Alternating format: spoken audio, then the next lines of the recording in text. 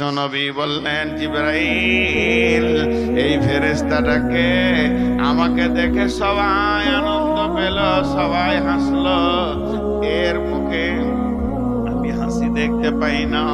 এমনি সময় জিবরাইল বললেন, ইয়া রাসূলুল্লাহ, ওই ফেরেশতাটার নাম হচ্ছে মালিক, ওকে জাহান্নামের দারওয়ান বানানো হয়েছে। এর জন্যে যেদিন থেকে জাহান্নামের চাবি ওর হাতে দেওয়া হয়েছে, জাহান্নামের যখন দায়িত্ব দেওয়া হয়েছে, তখন থেকেই ওর ভিতরে হাসি নামে বস্তুটা শেষ হয়ে গেছে, ও আর হাসতে পারে না। সেই মালিক বলছেন,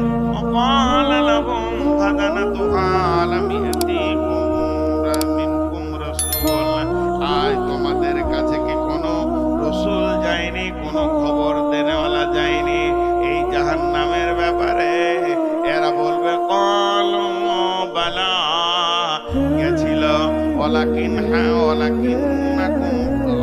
হাক্কাত কালিমাতুল আযাবি আলাল কাফিরিন।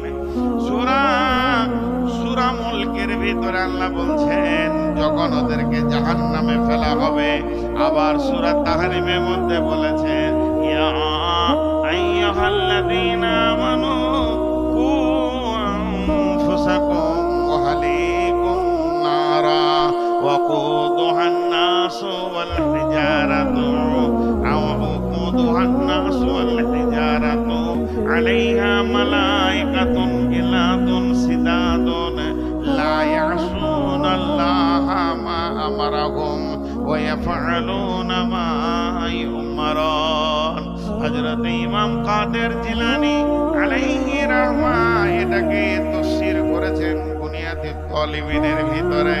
আল্লাহ বলছেন, হে ইমানদারেরা, তোমরা নিজেকে জাহান্নাম থেকে বাঁচাও, তোমার আহালকে জাহান্নাম থেকে বাঁচাও। ওই জাহান্নামের লকড়ি বানানো হবে জিন এবং পাথর এবং মানুষকে। হুঁশিয়ার হয়ে যাও, জাহান্নাম থেকে নিজেকে বাঁচাও।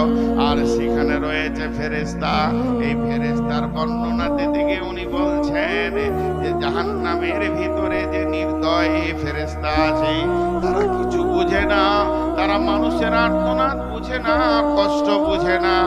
তাদেরকে ওই রকম মিজাজে আল্লাহ বানিয়েছেন, তারা একটা কাজ করে, মা ইয়াফআলুনা মা ইউমারুন, আল্লাহ যেটা ওদেরকে হুকুম করবে ওই হুকুমটাই তারা পালন করতে জানে।